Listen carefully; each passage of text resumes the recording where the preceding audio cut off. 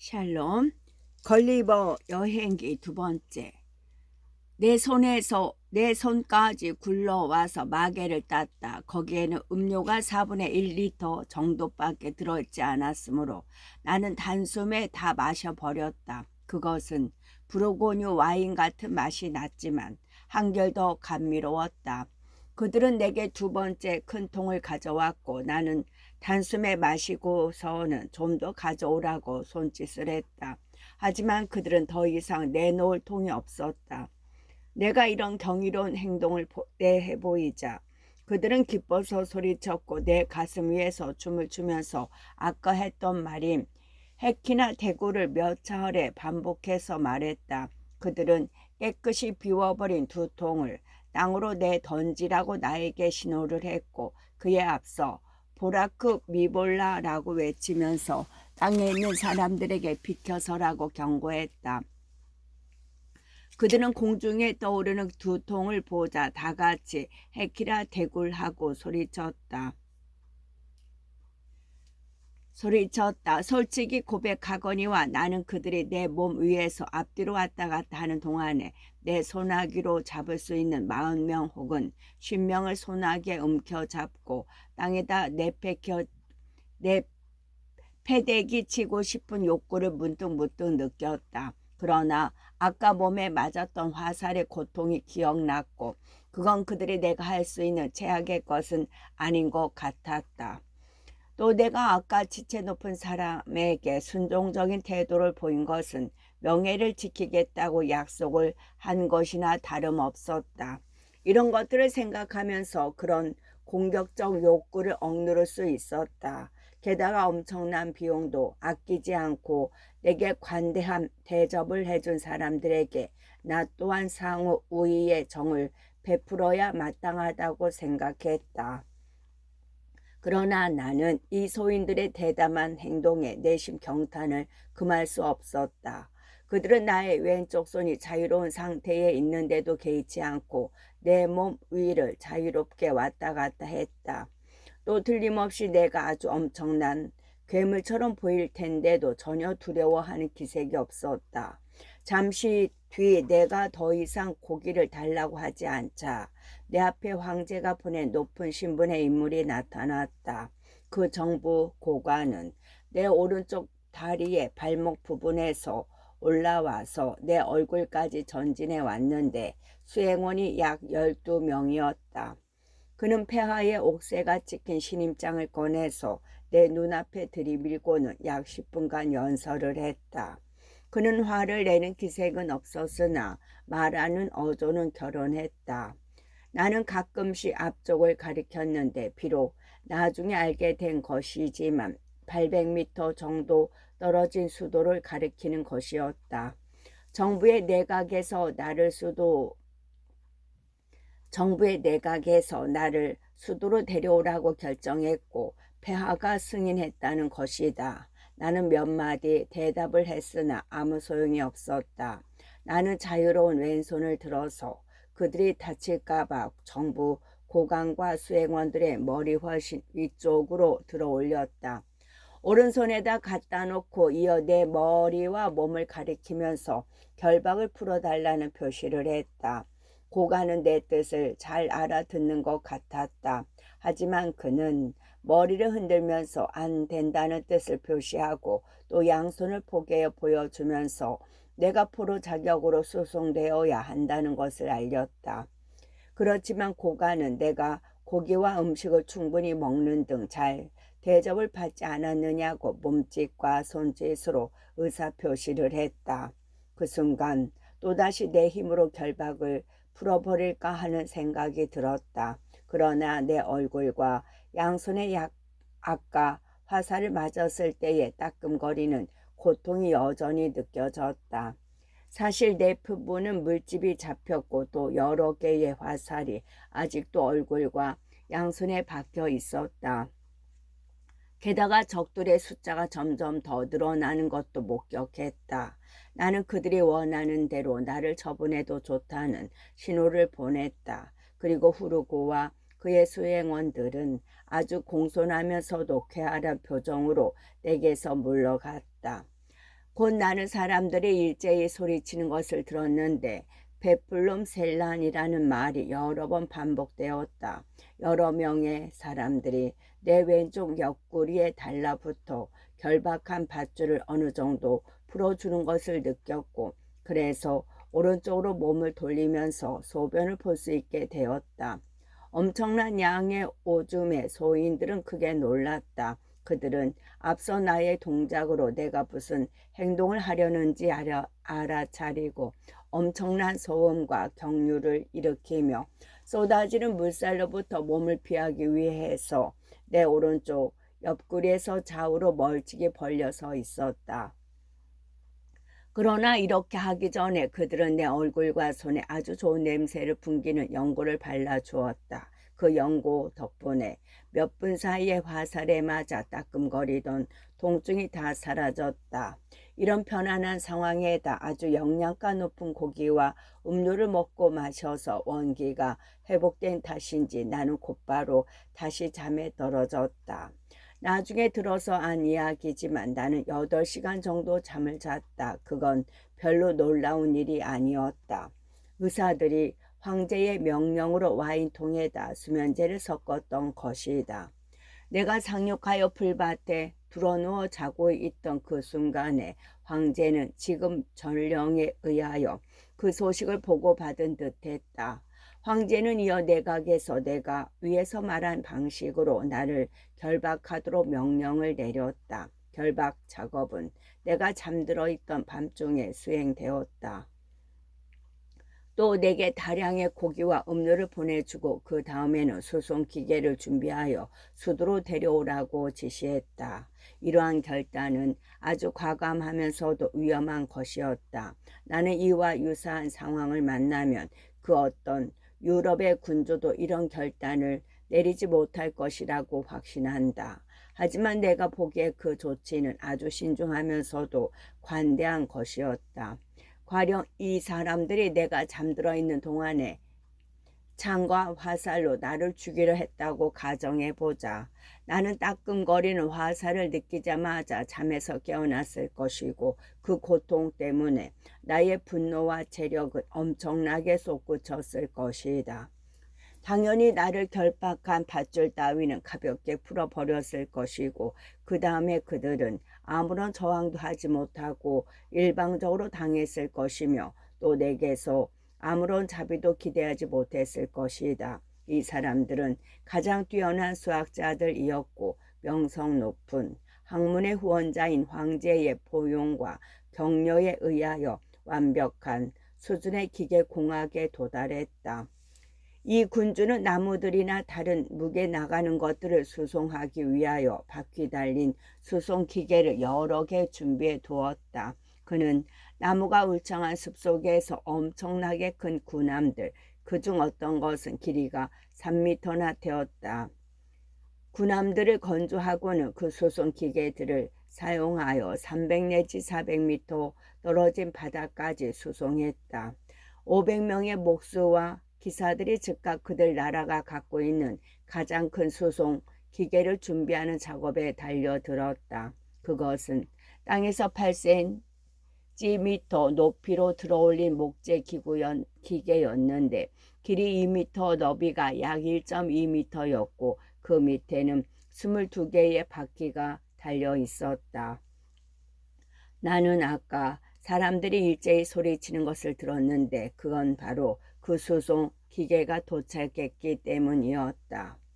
그 기계는 내가 상륙한 후 4시간 만에 출발한 듯했다. 기계는 누워있는 나의 바로 옆에 병행이 되게 놓였다. 하지만 가장 큰 문제는 나를 들어서 그 위에 올리는 것이었다.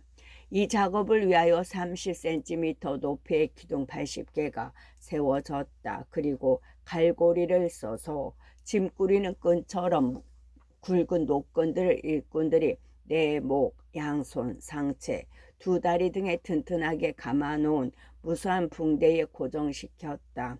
그리고 800명의 힘센 인력이 달려들어 기둥에 고정시킨 도르래를 이용하여 이 노끈들을 잡아당겼다. 이런 식으로 해서 나는 3시간도 안 되어 수송 기계 위에 올려졌고 다시 단단하게 결박되었다. 나는 이 모든 것을 나중에 들어서 알게 되었다. 이 인양 작업이 진행되는 동안에 나는 와인에 들어간 수면제 탓에 내내 곤히 잠들어 있었던 것이다. 키가 12cm 정도 되는 황제 폐하의 1,500마리가 동원되어 나를 수도까지 끌고 갔다. 수도는 위에서 말한 것처럼 800m 떨어진 곳에 있었다. 우리가 길 떠난 지 4시간쯤 되었을 때 나는 아주 우스꽝스러운 사건으로 잠에서 깨어났다. 뭔가 고장이 나서 수송기계가 잠시 멈추어 선 동안에 2~3명의 젊은 원주민들이 잠든 내 모습이 어떻게 생겼는지 궁금해했다. 그들은 수송기계 위로 올라와 내 얼굴까지 살금살금 다가왔다. 그리고 그들 중 한 사람이 근위대의 장교가 그가 위대한 단창의 날카로운 끝을 내 왼쪽 콧구멍 속으로 깊숙이 집어넣었다. 그것은 볏짚처럼 내 코를 자극했고 나는 거세게 재치기를 했다.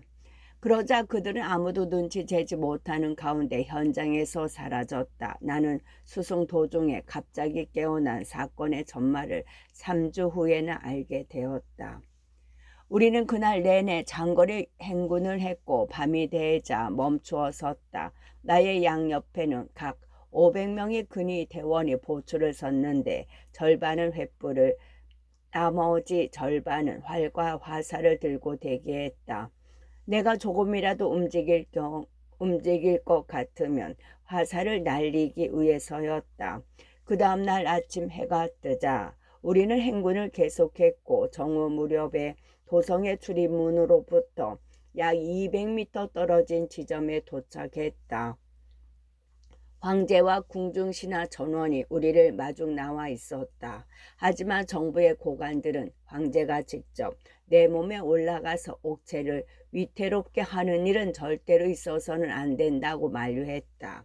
운송기계가 멈춰선 곳에는 오래된 사원이 하나 서 있었는데 왕궁 내에서 가장 큰 사원이었다. 그곳은 몇 해 전에 불미스러운 살인사건이 벌어져서 부정탄 곳으로 여겨졌다.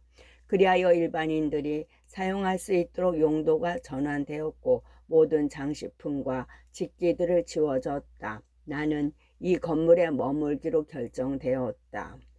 북쪽을 바라보는 대문은 높이 약 1.2m에 너비가 거의 60cm였다. 나는 이 대문을 통하여 안으로 기어 들어갈 수 있었다. 대문의 양 옆에는 땅에서 15cm 정도 올라온 곳에 자그마한 창문이 각각 하나씩나 있었다. 왼쪽에 있는 창문을 통하여 국왕의 대장장이들이 91개의 쇠사슬을 반입했다. 이 쇠사슬은 유럽의 귀부인의 시계를 매단 줄처럼 생겼는데 크기도 그와 거의 비슷했다. 그들은 그 쇠사슬을 내 왼쪽 다리에다 걸고 다시 36개의 자물쇠를 꽁꽁 잠갔다.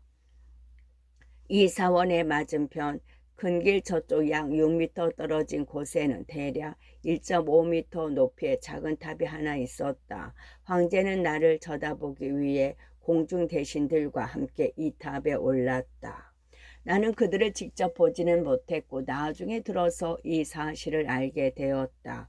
똑같은 목적을 위하여 도시의 주민 약 10만 명이 그곳에 나온 것으로 추산되었다. 군의병들이 나를 지키고 있음에도 불구하고 여러 번에 걸쳐 1만 명 정도 되는 주민들이 사다리를 이용하여 내 몸 위로 올라왔다. 그러나 곧 그것을 금지하면서 다시 내 몸 위로 올라가는 자는 사형에 처해질 것이라는 보고령이 떨어졌다. 일꾼들은 내가 더 이상 달아나는 것이 불가능하다고 판단되자 내 몸을 결박했던 노끈을 다 끊었다. 그러자 나는 지난 한평생 느껴본 적이 없을 법한 우울증을 느끼며 일어섰다. 내가 일어서서 걷자 사람들은 그 광경을 보고 놀라서 커다란 고함을 일제일 내질렀는데 그 굉음은 빌설로 다 표현하기 어려울 정도였다. 나의 왼쪽 다리를 묶은 쇠사슬은 길이가 약 2미터였으므로 반원형을 그리며 앞뒤로 걸어 다니는 자유만 겨우 누릴 수 있었다. 쇠사슬의 끝이 대문에서 10cm 떨어진 곳에 고정되었으므로 나는 대문 안으로 기어 들어가 사원 경내에서 몸을 쭉 뻗고 들어 누웠다. 제2장 릴리퍼 황제가 여러 명의 귀족을 데리고 구금 중인 저자를 보러 오다. 저자가 황제의 신체와 의복에 대하여 묘사하다. 저자에게 릴리퍼의 말을 가르치기 위해 학자들이 임명되다. 저자가 온순한 기질로 그들의 호감을 얻다. 저자의 호주머니가 수색되어 칼과 권총을 빼앗기다. 내가 두 발로 일어서서 주위를 돌아보았을 때 그처럼 흥미로운 광경을 본 적이 없다고 고백해야 할 듯하다. 사원 주변의 지역은 하나의 계속되는 정원처럼 보였다. 대체로 사방 12m의 정방형인 울타리 친 들판은 그만한 넓이와 화단과 비슷해 보였다. 이 들판들 사이에 약 500제곱미터의 숲들이 간헐적으로 들어서 있었고 내가 보기에 가장 높은 나무들은 키가 2미터 정도 되는 듯했다. 이어 나의 왼쪽에 있는 도시를 내려다 보았는데 극장 무대의 배경으로 그려놓은 도시처럼 보였다. 나는 벌써 여러 시간 동안 극심한 생리적 욕구에 시달리고 있었다. 그것은 그리 놀라운 일도 아니었는데 거의 이틀 동안 용변을 보지 못했기 때문이다. 나는 화급함과 수치심 사이에서 극도의 어려움을 겪고 있었다. 내가 생각해낼 수 있는 가장 좋은 방법은 집 안으로 기어 들어가는 것이었고 나는 실제로 그렇게 했다. 나는 사원의 대문을 닫았고 쇠사슬이 허용하는 데까지 갔다. 그리고 그 불편한 물건을 내 몸에서 방출했다. 내가 이처럼 지저분한 행동을 저지른 것은 이때가 유일했다. 나는 관대한 독자들이 내가 전 공공한 상황을 원만하고 불편부당하게 고려한 후에 이런 행동을 양해해 주기를 희망한다. 이때부터 나는 아침에 일어나자마자 나의 쇠사슬이 허용하는 범위 내에서 야외로 나가서 용변을 보았다. 그리고 매일 아침 사람들이 모여들기 전에 그 지저분한 물건은 처리가 되었다. 분유 처리 업무를 맡은 2명의 하인들이 손수레에 담아서 그 냄새나는 물건을 밖으로 내갔던 것이다. 청결의 문제와 관련하여 내 입장을 온 세상에 정당화해야 할 필요가 없었더라면 나는 일견 그리 중요한 것 같지 않은 문제를 이토록 길게 말하지 않았을 것이다. 그러나 나를 중상하고 비방하는 자들이 이 문제와 그 외에 다른 문제와 관련하여 나의 정결함을 문제 삼았다는 이야기를 나는 들었다. 이 용무가 끝났을 때 나는 신선한 공기를 호흡하기 위해 집 밖으로 나왔다. 황제는 이미 작은 탑에서 내려와 말을 타고 내 쪽으로 오고 있었는데 하마터면 큰일 날 뻔했다. 황제를 태운 말은 잘 훈련된 어마였지만 마치 자기 앞에 거대한 산이 우뚝 솟아 움직이는 듯한 그런 광경은 아주 생소한 것이었으므로 놀라서 앞발을 들고 벌떡 서 버렸다. 그러나 탁월한 기수인 황제는 안장 위에 침착하게 앉아 있었고 그러자 수행원들이 달려들어 말의 고삐를 재빨리 잡았다. 그동안 황제는 천천히 말에서 내렸다. 그는 말에서 내리자 아주 놀라운 표정으로 나를 찬찬히 쳐다보았으나 나의 쇠사슬이 미치는 범위 밖에 서 있었다. 그는 이미 대기 중인 요리사와 시종들에게 내게 음식과 음료를 가져다 주라고 명령했다. 그들은 바퀴 달린 수레 위에다 그것들을 올려놓고서 내 손이 미치는 곳까지 밀고 왔다.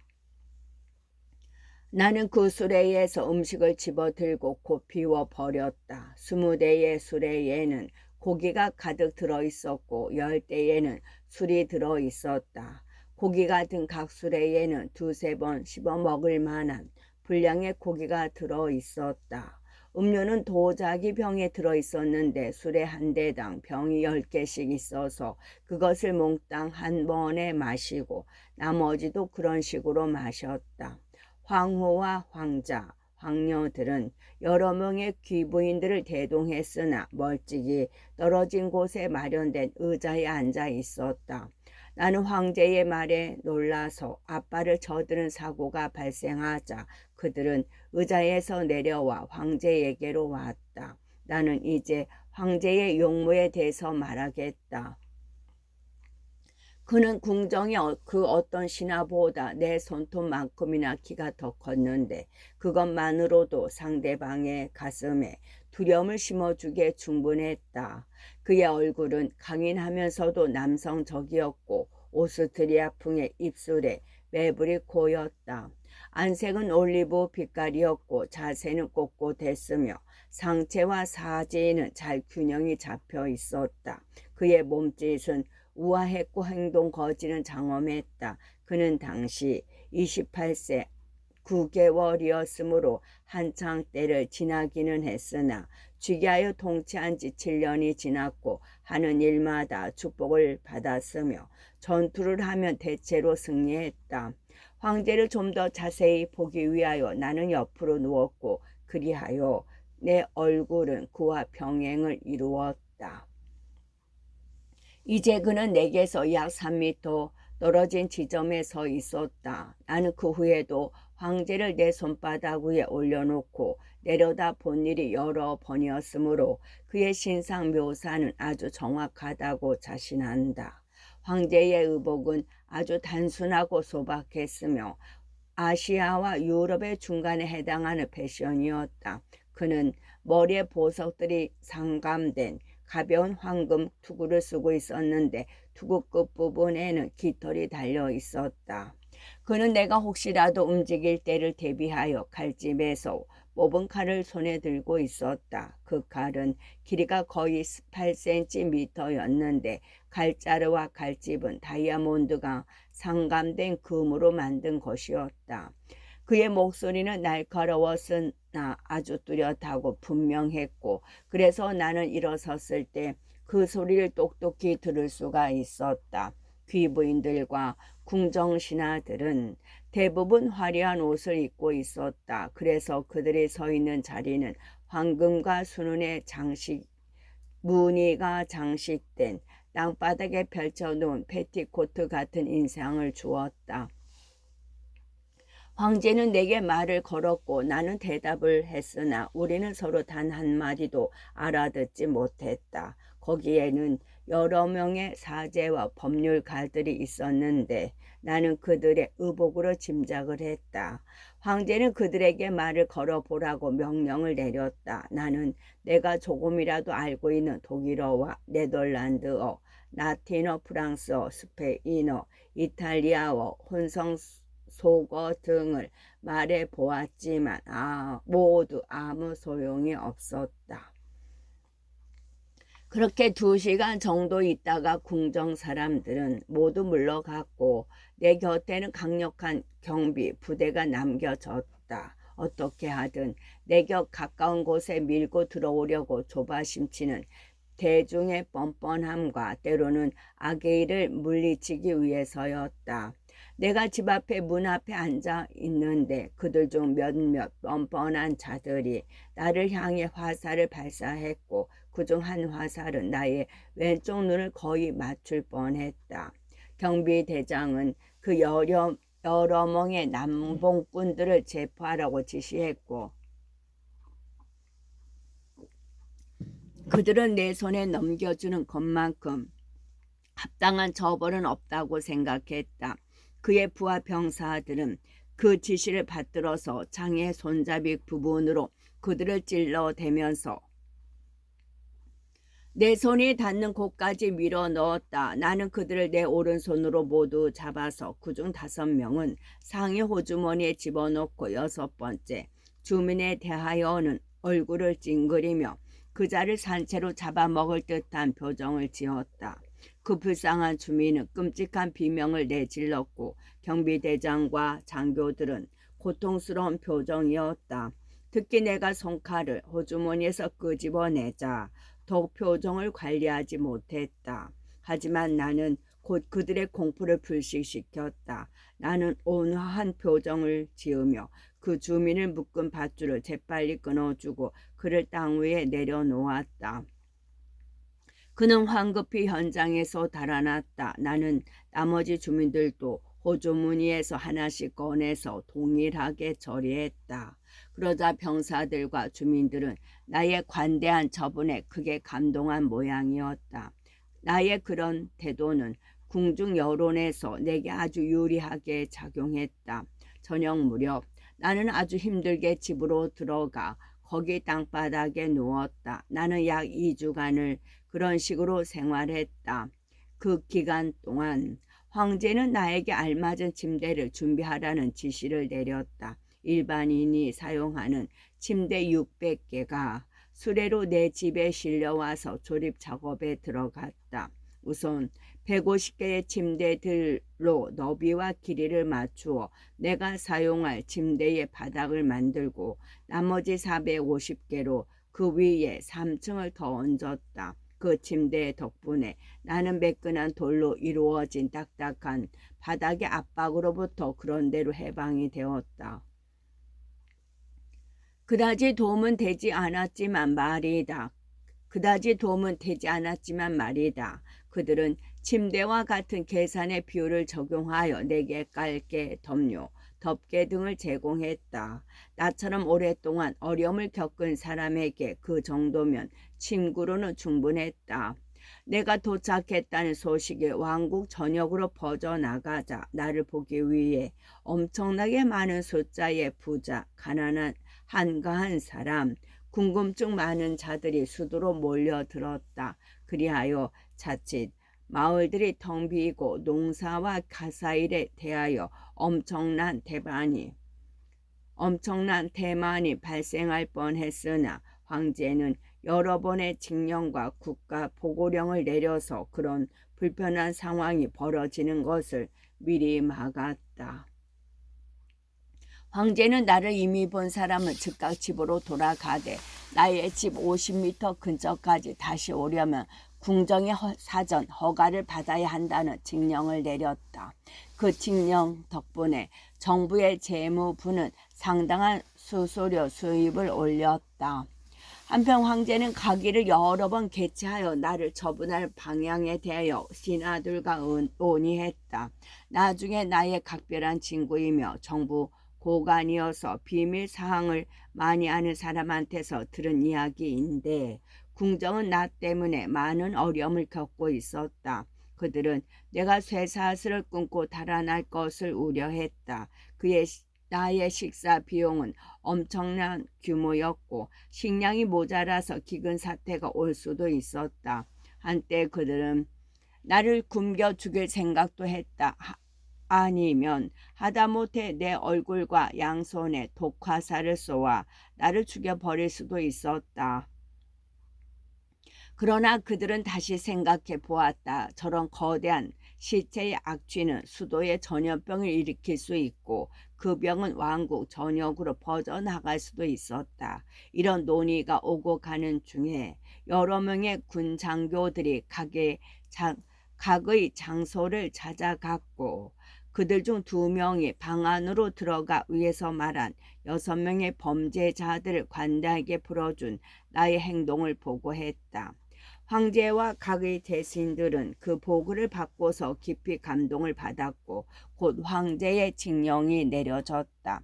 수도 근처 800m 범위 내에 있는 모든 마을은 내일 아침 산악 인간의 음식용으로 6두의 쇠고기, 40두의 양, 기타 고기들을 내놓아야 한다. 또 그에 비례하여 양질의 빵과 와인, 기타 주류도 함께 제공해야 한다.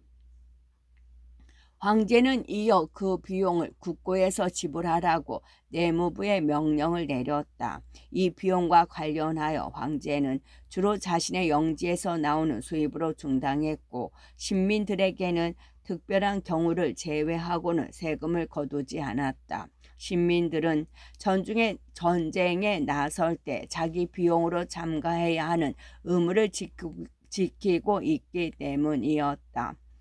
또한 간의 하인으로 600명이 내게 배정되었다. 이 하인들에게는 숙식비에 해당하는 임금이 지불되었고 편의를 위해 내 집 문 양옆에 그들을 위한 텐트가 설치되었다. 또 그 나라의 풍습에 알맞은 옷을 내게 지어주라고 300명의 재봉사에게 지시가 내려졌다. 폐하의 측근인 6명의 대학자들이 나에게 그들의 언어를 가르쳐주는 임무를 부여받았다. 마지막으로 황제의 어마들, 귀족의 말들, 그리고 군의 부대 등이 내가 보는 데서 훈련을 함으로써 산악 인간에게 빨리 익숙해지라는 명령도 내려졌다. 이런 명령들은 즉각 실시되었다. 그리고 약 3주 동안에 나는 그들의 언어를 배우는 일에 큰 진척을 보였다. 그 기간에 황제는 자주 나를 찾아와서 학자들이 나를 가르치는 일을 거들었다. 우리는 이미 어느 정도 의사소통이 되었다. 내가 제일 먼저 배운 말은 폐하께서 빨리 나를 자유롭게 풀어주었으면 좋겠다는 나의 소망을 표현하는 것이었다. 나는 날마다 무릎을 꿇고 그 말을 되풀이했다. 내가 알아듣는 범위 내에서 그의 대답은 이러했다. 그것은 시간이 걸리는 일이며 내각의 조언이 없이는 생각조차 할 수 없는 일이다. 먼저 루모스 켈빈 페소 데스마르 론 엠포스 해야 한다. 불이하면 황제와 그의 왕국의 평화를 맹세하라이다. 그러나 너를 최대한 친절하게 대해주도록 하겠다. 그러니 인내심과 신중한 행동으로 본인과 신하들의 호감을 얻도록 하라. 황제는 또 해당 관리에게 내 몸 수색을 하도록 지시를 내리겠으니 그것을 나쁘게 받아들이지 말라는 말도 했다. 내가 몸에 위험한 무기들을 지니고 있을지 모른다고 우려하기 때문이었다. 그는 산악 인간의 몸집에 걸맞은 물건들이라면 틀림없이 위험한 무기일 것이라고 부연했다. 나는 폐하께 조금도 심려하지 말라고 대답했다. 또 지금이라도 내 몸을 탈탈 털고 또 호주머니를 털어서 황제 앞에 내보일 준비가 되어 있다고 말했다. 나는 이것을 몸짓 절반, 말 절반으로 표시했다. 황제는 왕국의 법률에 의하여 2명의 황실 관리가 수색해야 한다고 대답했다. 또 나의 동의와 협조 없이는 이런 수색 작업을 할 수 없다는 것도 안다고 말했다. 황제는 나의 관대함과 공정함을 아주 높이 평가하기 때문에 2명의 관리의 목숨을 내 손에 맡긴다고 말했다. 그들이 내게서 무엇을 압수하든 간에 내가 왕국을 떠날 때에는 다시 돌려주거나 아니면 내가 요구하는 금액을 지불할 것이라고 덧붙였다. 나는 2명의 관리를 내 손으로 집어 올려 그들을 나의 상의 호주머니에 먼저 집어넣었고 이어 다른 호주머니들로 차례로 옮겨 놓아 수색을 도왔다. 그러나 나의 2식의 호주머니와 2 다른 비밀 호주머니는 보여주지 않았다. 그 호주머니에는 내게는 중요하지만 다른 사람들에게는 하찮은 자그마한 필수 용품들이 들어있었던 것이다. 한 식의 호주머니에는 은재 시계가 들어있었고 다른 식의 호주머니에는 자그마한 지갑에 약간의 금이 들어있었다. 2명의 관리는 펜, 잉크, 종이를 휴대하고서 그들이 본 모든 물건에 대하여 정확한 물품 목록을 만들었다. 그 작업이 끝나자 나를 다시 땅에다 내려달라고 하면서 그 목록을 황제에게 바쳐야 한다고 말했다. 나는 후에 이 목록을 한자 한자에는 그대로 영어로 번역했는데 다음과 같다. 먼저 산악 인간의 상위 호주머니를 샅샅이 뒤진 끝에 우리는 커다란 낡은 천 한 장을 발견했는데 그 크기는 폐하의 주요 국무회의실의 카펫으로 사용해도 될 정도로 컸습니다.